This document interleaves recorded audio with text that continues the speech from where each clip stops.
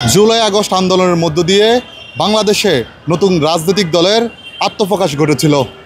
গত শুক্রবার মানিক মিয়া এভিনিউতে এই দলের আত্মপ্রকাশ হয়, যার নাম রাখা হয়েছে জাতীয় নাগরিক পার্টি। আজ আমরা সাধারণ জনগণের কাছে জানতে চাইব এই দল নিয়ে সাধারণ জনগণের প্রত্যাশা কী রয়েছে। দেখলাম বিগত ৬-৭ মাসে ভেবেছিলাম ছাত্ররা দেশ পরিবর্তন করবে, সমাজ পরিবর্তন হবে। আসলে দেখলাম যে তারা যখন দায়িত্ব নিল, দেখলাম যে আরও আমরা আতঙ্কে বাস করতেছি।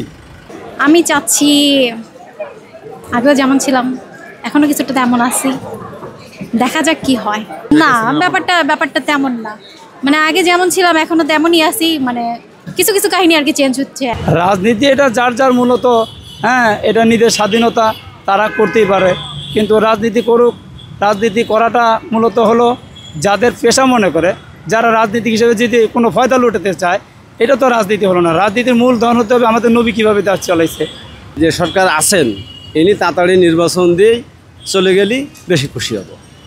আমি ব্যক্তিগতভাবে সকলেই অংশগ্রহণ চাই। তত্ত্বাবধায়ক সরকারকে আমি অনুরোধ করব যে ইনি একদম নিরপেক্ষ নির্বাচন দিয়ে উনি সরে যান। নতুন ছাত্র রাজনৈতিক যে দল গঠন করেছিল তাদের দাবি, বাংলাদেশের এই 53 বছরের স্বাধীনতার 53 বছর পরেও কোনো রাজনৈতিক সরকার জনগণের আকাঙ্ক্ষা পূরণে কাজ করেনি।